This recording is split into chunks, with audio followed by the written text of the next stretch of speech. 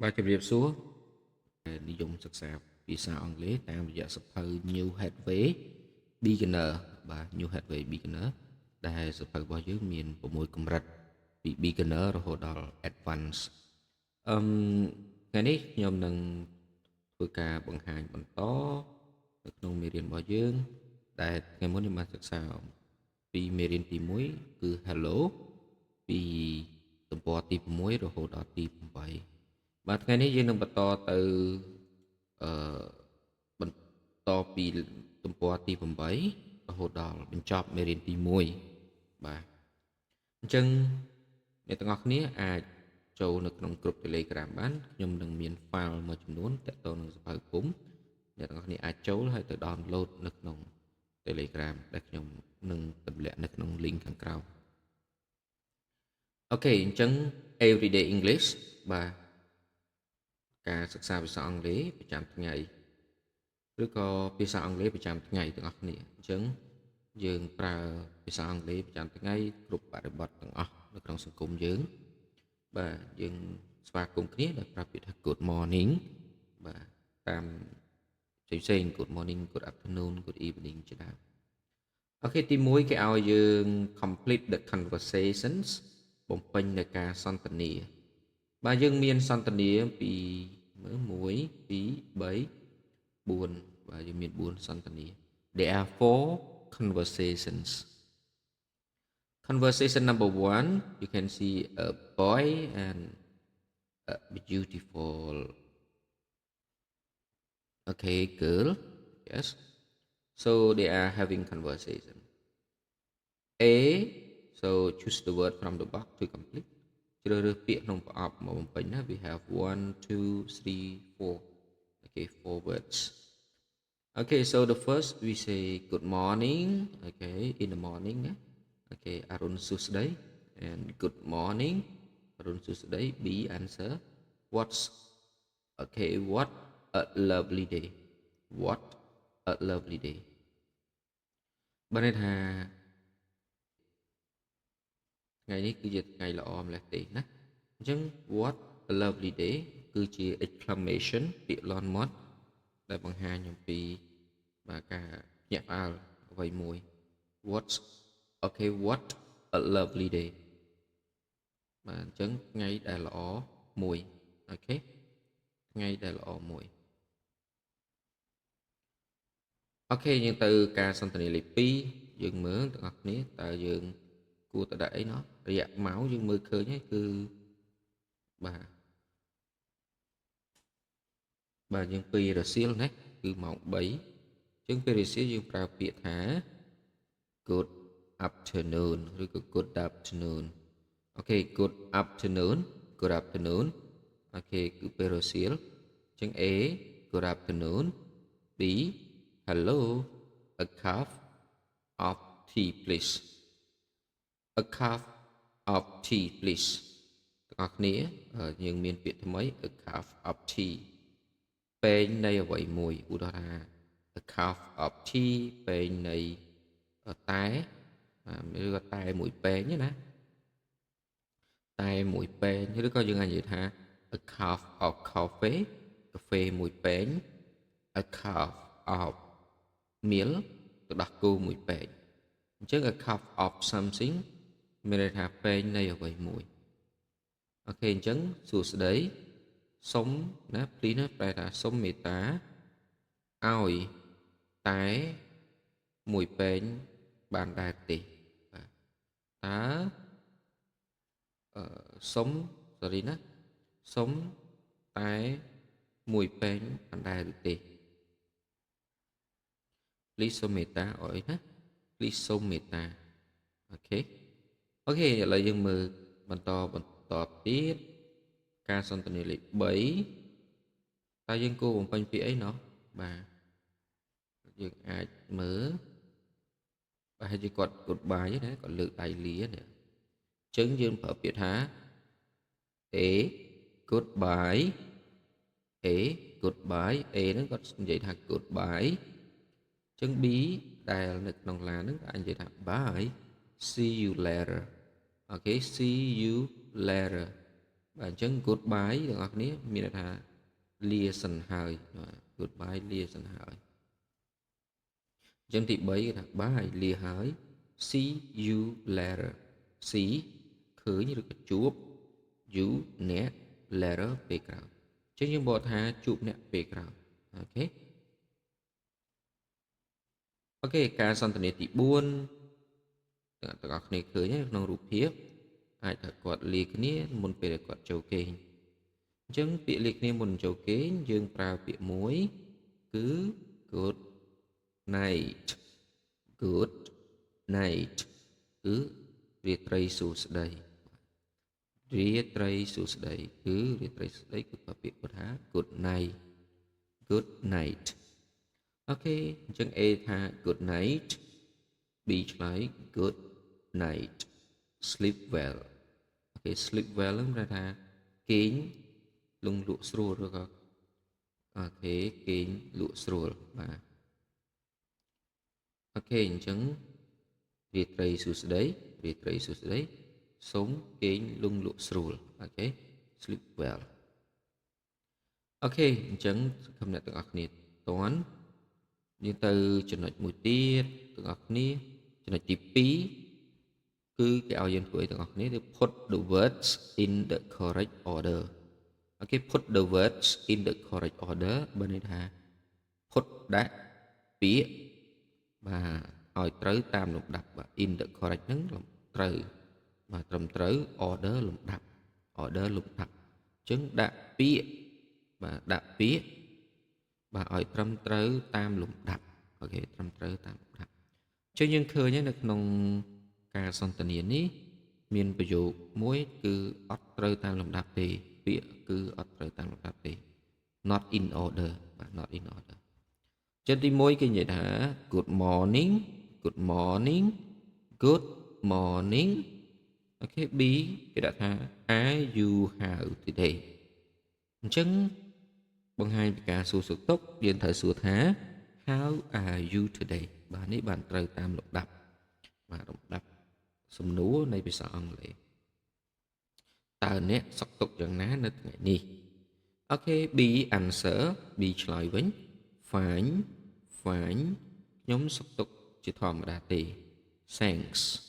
thanks អរគុណច្រើនណាស់បាទឥឡូវយើងមើលទី2តើយើងគួរតែបាទរៀបតាមលំដាប់ដោយបែបណាเนาะឥឡូវយើងមើលទី1 A good afternoon good afternoon B បាទ good afternoon បាទ B គឺ good afternoon អញ្ចឹងតើយើងគួរតែរៀបមិនเนาะបាទយើងត្រូវរៀបថា a cup of coffee please បាទអញ្ចឹងយើងដាក់មុន cup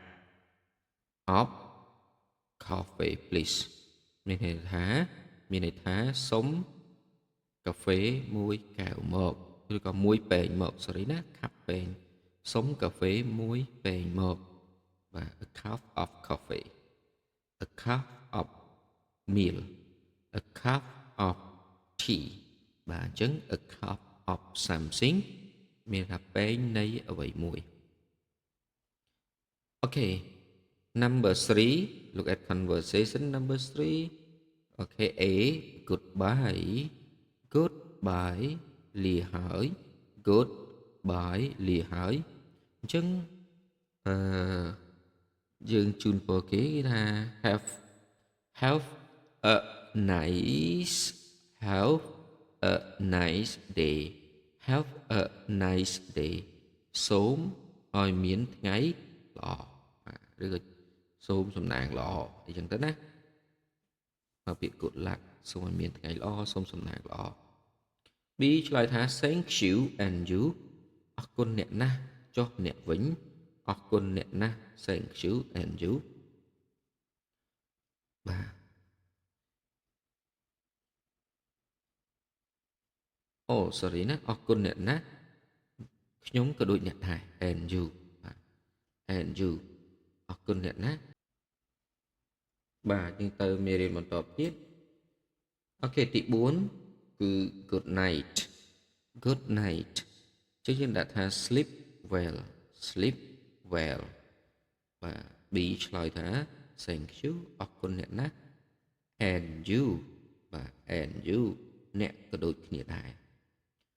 បាទយើងចប់ហើយយើងទៅចំណុចមួយទៀតទំព័រទី10បាទនៅក្នុងមេរៀនទី1របស់យើងថ្ងៃនេះយើងសិក្សាអំពី vocabulary and speaking vocabulary and speaking ពាក្យហើយនឹងការនិយាយហើយយើងមានសំណួរសួរថា what's this in English តើនេះគេថាដូចម្ដេចនៅក្នុងភាសាអង់គ្លេសតើនេះបាទគេថាដូចម្ដេចនៅក្នុងភាសាអង់គ្លេសអញ្ចឹងដូចថាយើងស្គាល់បាទរូបភាពនេះគឺជាសភៅក្នុងភាសាខ្មែរអញ្ចឹងយើងអត់ចេះពាក្យភាសាអង់គ្លេសទេយើងសួរថា what's this in English what's this in English អូខេអញ្ចឹងយើងមើលមានគេឲ្យយើងទី1គេឲ្យយើង write the words សរសេរពាក្យបាទសរសេរពាក្យអញ្ចឹងយើងមើលរូបភាពណាមានរូបភាពជាច្រើនបាទអញ្ចឹងតើរូបភាពនឹកទាំងអស់នេះមានន័យជាភាសាអង់គ្លេសបែបម៉េចណាឥឡូវមុននឹងចូលរូបភាពយើងសរសេរពាក្យលើរូបភាពយើងរៀនពីពាក្យថ្មីសិនបាទ a book a book a camera a camera a camera a car a car a photograph a photograph a photograph ណា a computer a computer a bag a bag a bag a hamburger a hamburger a hamburger a television a television okay a television a phone a phone a sandwich a sandwich a sandwich a bus a bus a bus a house a house a house បាទយើងមានពាក្យជាច្រើនពាក្យទី1យើងបកថា a book សៀវភៅ a camera បាទកាមេរ៉ាថតរូប a car ឡាន car ឡាន a photograph photograph រូបថតបាទ photograph នឹងរូបថត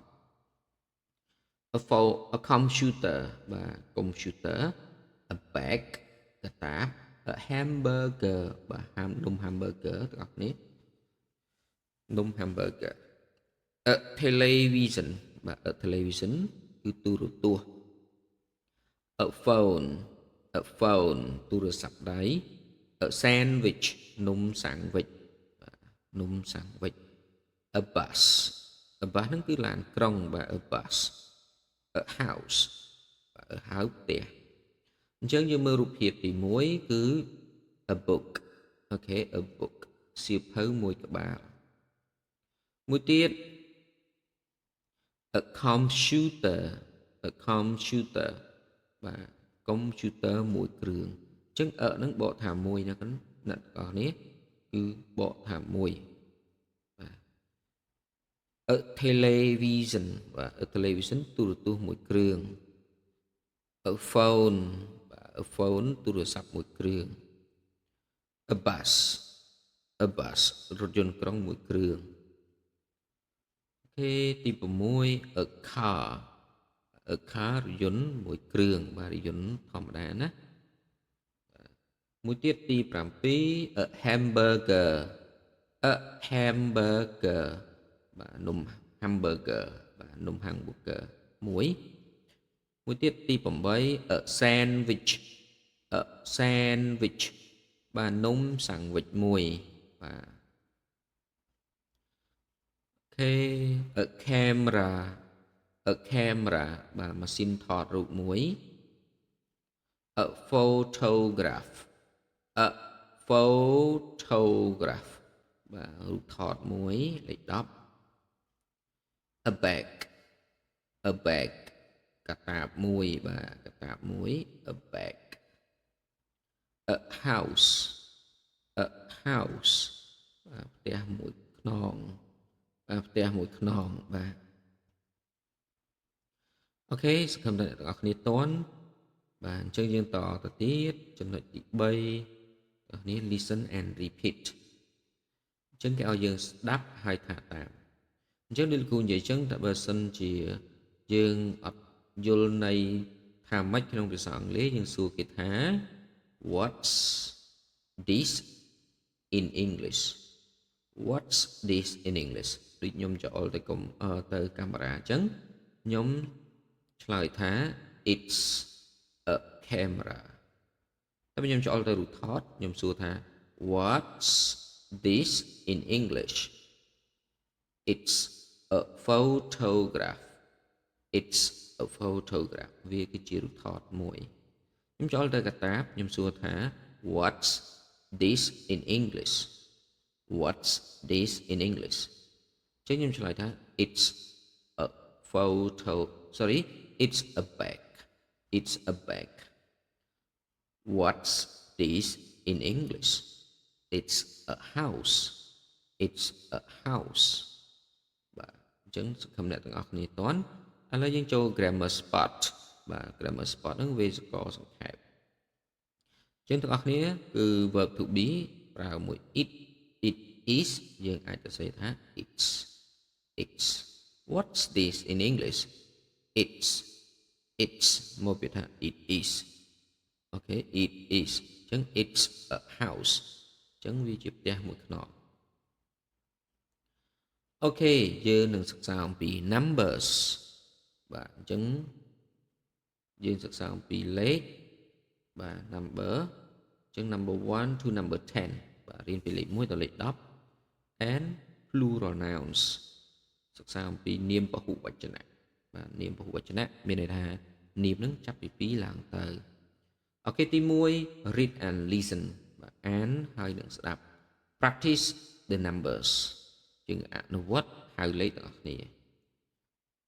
លេខ1យើងអានថា 1 1 1 2 2 2 3 3 3 4 4 4 5 5 5 6 6 6 7 7 7 8 8 8 9 9 9 10 10 10 អូខេអញ្ចឹង1 2 3 4 5 6 7 8 9 10បាទអញ្ចឹងលេខ1ដល់លេខ10សម្រាប់អ្នកទាំងអស់គ្នាចេះអានទាំងអស់គ្នាណាអូខេទី3 write the numbers write the numbers គេឲ្យយើងទៅសេចំនួនបាទចំនួននៃវត្ថុទាំងអស់នេះអញ្ចឹងយើងដឹងហើយថាលេខ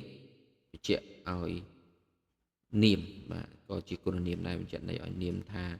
សភៅឬក៏អ្វីមួយបាទមានចំនួនប្រមាណឥឡូវនេះយើងមើល1 2 3 4 5អញ្ចឹងរូបភាព A 5 books 5 books បាទអញ្ចឹងសភៅច្រើនគេតែងថែម S ណាមាន S មានថែម ES មានលុប Y ថែម IES ប៉ុន្តែនាមមួយចំនួនទៀតគឺមានការប្រែប្រួលបាទដូចជា knife ទៅជា knife wife ប្រពន្ធមួយប្រពន្ធច្រើន wife លុប FE ថែម VES អូខេ VES បាទ wife អូខេ1 2 3 3 cars 3 cars បាទអញ្ចឹងជាក់ថាឡានហ្នឹងមាន3គ្រឿងអញ្ចឹងខាយើងថែម S ផងព្រោះអីឡានចាប់ពី2ឡើងទៅ plural nouns Okay, look at the house. Picture number 3. 1, 2, 3, 4, 5, 6, 7, 8. So 8 houses. អញ្ចឹងឃើញទាំងអស់គ្នាមាន time es អញ្ចឹងករណី time es លុះត្រាតែនាមនឹងបញ្ចប់ដោយ sh ch double s h ហើយនឹង o យើងត្រូវ time es បាទយើងនឹងសិក្សាអំពីនាមពហុវចនៈទាំងអស់គ្នាដែរ Okay 1 2 3 4 5 6 7 8 8 houses 8 houses Okay, camera 1, 2, 3, 4, 5, 6, 7. Okay, អញ្ចឹង camera យើងថែម s យើងអានថា 7 cameras 7 cameras. Okay, 7 cameras. កាមេរ៉ា7គ្រឿង Okay. Okay, picture photograph ណា Okay, photographs យើងរាប់ទាំងអស់គ្នា 1 2 3 4 5 6 7 8 9 1 2 3 4 5 6 7 8 9 so we say 9 photographs 9 okay 9 photograph okay 9 photographs okay 9 photographs រូបថត9 Okay 9 Okay យើងមើលមួយទៀតគឺនំ hamburger 1 2អញ្ចឹង sorry នំ sandwich Okay sandwich 1 2អញ្ចឹងយើងអានថា two sandwiches ទាំងអស់គ្នាមានអីចម្លែកអីឃើញបញ្ចប់ដោយ ch យើងថែម es អញ្ចឹង two t w o two sandwiches បាទ two sandwiches បាទសំឡេង cheese Okay computer Okay 1 2 3 4 there are 4 computers 4 computer បាទអញ្ចឹង computer បាទ4គ្រឿងបាទ computer 4គ្រឿងមួយទៀត 1 2 3 4 5 6អញ្ចឹង 6 buses 6 buses បាទរថយន្តក្រុង6គ្រឿងបាទរថយន្តក្រុង6គ្រឿង Okay student យើងរាប់ដល់គ្នា1 2 3 4 5 6 7 8 9 10 1 2 3 4 5 6 7 8 9 10 Okay you pronounce 10 students 10 students សិស្ស10នាក់